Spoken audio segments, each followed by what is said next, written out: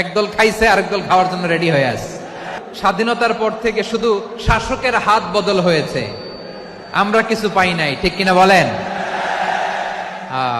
শুধু ওনাদের দোষ দিয়ে কি লাভ? একদল খাইছে, আরেক দল খাওয়ার জন্য রেডি হয়ে আছে। আমরা এরকম চাই না। যারা আবার ক্ষমতা আসার জন্য পাগল হয়ে গেছে একবার, দেখেন না আওয়ামী লীগ গেছে, এবার তো আমাদের পালা, দিন গুনছে কবে আসবো। এই দলটা সবচেয়ে নিকৃষ্ট দল, মনে রাখবে। এরাই এক নম্বর দুশ্মন, এরাই আমাকে 3 বছর 6 মাস জেল খাটিয়েছে, এরাই আমাকে গাইবান্ধা কারাগারে রেখেছে ইসলামের নাম করে। ঠিক এইসব ইসলাম ওয়ালাদের সাবধান, মনে রাখবেন। অত সহজে আমরা ঘা খাওয়া মানুষ, মিটি মিটি কথা বলে মাথা টুপি দিয়ে অত সহজ মনে করেন নাকি? এরা জানে যদি আহলে হাদিস আন্দোলন বাংলার জমিন জায়গার মাথা উঁচু করে, অন্য কোনো বেদাতের সুযোগ আর বাংলাদেশ জমিনে থাকবে না। আর আমি পরিষ্কার বলি, আমি আহলে হাদিস যুবকদের রক্ত চাই, বুড়োদের না। বুড়োরা দোয়া করবে, হে আহলে হাদিস যুবক, বেরিয়ে আসো তুমি জিহাদি প্রেরণা নিয়ে। তোমার বুকের ফুটতে ফুটা রক্ত আল্লাহতে পৌঁছে আমানত। তোমার হাত দিয়ে কোনো বেদাত হবে না, তোমার হাত দিয়ে কোনো শিরক হতে পারে না। সকল বিধান বাতিল করো।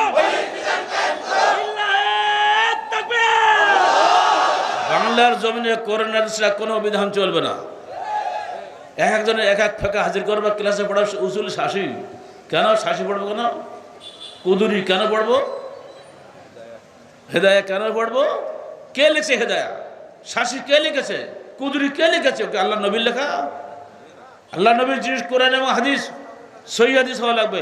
কোরআন এবং সহি হাদিস থাকতে অন্য কোনো কুদুরি মুদুরি কিছু চলবে না দেশে। ইসলামী শিক্ষা মানে এইগুলির শিক্ষা, কোরআন হাদিসের শিক্ষা, কুদুরি শাসি পড়ার শিক্ষা না। আগামী দিন আসছে, আমি থাকি আর না থাকি, আমি দেখতে পাচ্ছি বাংলার জমিনে আহলে হাদিস যুবকরা ইনশাআল্লাহ আগামী দিনে বিপ্লব সৃষ্টি করবে। সেই বিপ্লব দিনে হয়তো আমি থাকবো না, তখন তো দোয়া করবো আমাদের জন্য। এই বিপ্লব পলিটিক বলে গেলাম না, আমানত রেখেছে তোমাদের কাছে, শিমুলবাড়ির যুবকদের কাছে আমানত রইল আমার, যেন এই শিমুলবাড়ির শুধু মাদ্রাসা, খালি মাদ্রাসা নয়, এখানে একটা বিশ্ববিদ্যালয় হবে আগামী দিনে। সবচেয়ে বড় চিন্তা করো, ছোট চিন্তা, ছোট স্বপ্ন কেন দেখো। এই মাদ্রাসা আমার একটা ফকরি বিদ্যা শেখা নেই। রাষ্ট্রীয় বিশ্ববিদ্যালয় করার চেষ্টা করছি আমরা। সমস্ত জেলায় জেলায় যদি হয়ে যায়, আহলে হাদিসের বিপ্লব হতে সময় লাগবে না। যাদের টাকা আছে টাকা বের করো, টাকা দিয়ে গেলে ঢাকায় বাড়ি করো না, বাড়ি তোমার সঙ্গে থাকবে না, সব চলে যাবে। তোমাকে মরতেই হবে, মরার আগে এমন কিছু করে যাবে পরে গেলে তোমার কাজে লাগে।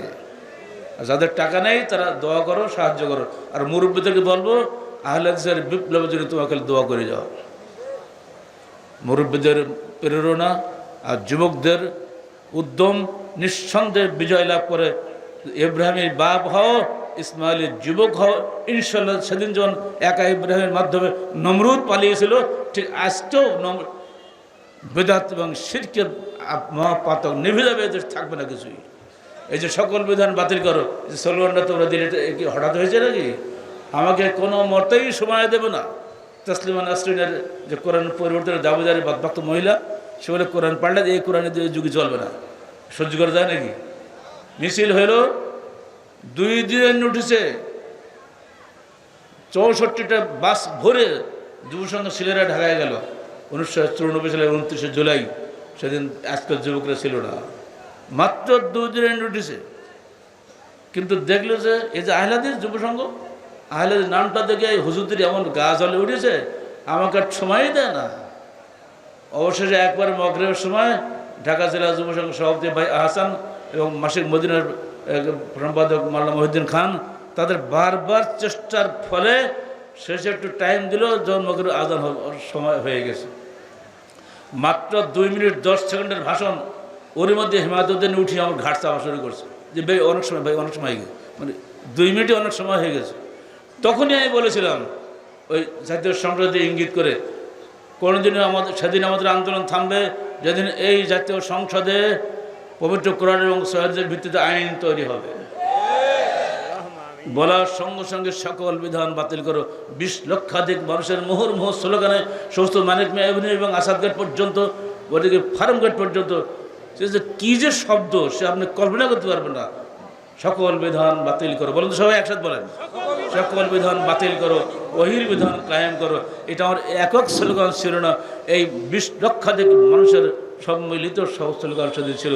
সেই স্লোগান আজকে আমাদের আহলে আন্দোলন বাংলাদেশের রাজনৈতিক স্লোগানে পরিণত হয়েছে। সকল বিধান বাতিল করো, সকল বিধান বাতিল করো, লিল্লাহি তাকবীর। মৌলিকভাবে পার্থক্য ইমানের দিক দিয়ে। ইসলামিক ফাউন্ডেশনে যারা চাকরি করেন নিশ্চয়ই তাদের কেউ এখানে আসেন, তারা সব জায়গায় যে মিষ্টি মিষ্টি কথা বলেন। আমাদের মধ্যে তো কোনো সমস্যা নেই তো, খালি কিন্তু জুজি মশলার একটা গোলমাল আছে। জুজি আপনি হাত উঁচু বাঁধেন, হাত আমি নিচে বাঁধেন, এই তো আর তো কিছু সমস্যা। সেদিন মুখুররা বলে দিলাম জুজি কি এটাই যে আল্লাহ নূরে মোহাম্মদ পয়দা, মোহাম্মদ নূরে সারা জাহান পয়দা, এটাকে জুজি মশলা? আকীদায় তো নষ্ট।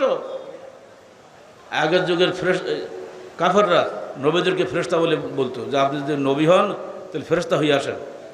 আপনারা আমাদের নবীকে ফেরেশতা বানিয়েছেন আর নূরের নবী বানিয়েছেন। আর এই কোনো যত মক্তব আপনাদের সব দুনিয়াতে বাংলাদেশ আর নুরানি মক্তব বলে না, নুরানি মক্তব ওটা শিরকি মক্তব। নুরানি মানে হলো নূর আর নূরে নূরে নূরে আল্লাহ নূরে মোহাম্মদ পয়দা, মোহাম্মদ নূরে সারা জাহান পয়দা। এসব কী শুরু করেছেন? আমরা আরবি কায়দায় লেগেছি 3 খণ্ডে শেষ করেছি। প্রত্যেক মাদ্রাসায় আমাদের যত আছে আহলে মাদ্রাসায় আমাদের আরবি কায়দায় পড়াবেন। নুরানি শব্দটা পুরো শিরকি শব্দ। আল্লাহ নূর দেখেছেন কিন্তু নূরকে কেউ দেখেনি। আল্লাহ নূরুন ওরানি। আল্লাহ নবীকে জিজ্ঞেস করলো আপনি মেয়েরাজে গেছিলেন তো আল্লাহকে দেখেছিলেন? উনি জবাব দিলেন আমি আল্লাহকে দেখেনি, তো আল্লাহ নূর দেখেছে। নূরুন ওরানি, আমি আল্লাহ নূর দেখেছি। অথচ আজকে বাংলাদেশে ঘরে ঘরে আকীদা নষ্ট করে দিচ্ছে। এমনি করে আরও অসংখ্য বিষয় রয়েছে। তুমি হে নূরের নবী, নিখিলের ধ্যানের ছবি, তুমি না এলে দুনিয়ায় আধারের ধ্রুবিত ছবি। এটা কি শিরকি গান না ইসলামী গান? যেহেতু কবি নজরুল লিখেছে অত ওটা জায়েজ হয়ে গেছে। জাতীয় কবি যে কবি নজরুল কি মুহাদ্দিস ছিল? তা তো ভুল হতেই পারে। আমাদের দেশের এই শিরক বেদাত ঘরে ঘরে ঢুকে পড়েছে। এগুলো থেকে আমাদের ব্যাপকভাবে সাবধান থাকতে হবে। এজন্য আমরা বলছি আহলে হাদিস আন্দোলন বলেছি, এটা কোনো ফেরকা নয়, কোনো মার্কা, এটা আন্দোলন। যার মধ্যে আন্দোলনের মেজাজ নাই সে আমাদের সংগঠনে ঢুকতে পারে না।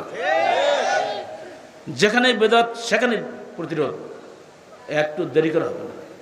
তো নিজের ঘরে হোক আর পরে ঘরে হোক, ছাড়া নাই। এমনি করেই সমাজের পরিবর্তন আসবে। আদর করে গায়ে হাত বুলিয়ে বুলিয়ে কোনো বেদাত দূর হয় না। যদি আপনার গায়ে একটা ঘা হয়, ডাক্তার খালি মলম দেয়, জীবনে ওই ঘা ছাড়বে না। কিন্তু যদি একটা ঘষিয়ে দিয়ে ওপরে ছাল তুলে দেয় আর কাঁচা রক্ত বের করে দেয়, এরপরে যদি মলম দেয় তখন সারবে। তারপরে ওপরে ছাল তুলে ফেলে দিতে হবে, তাহলে রক্ত বেরোবে, তাহলে ওষুধ দিলে ওটা কাজ দেবে।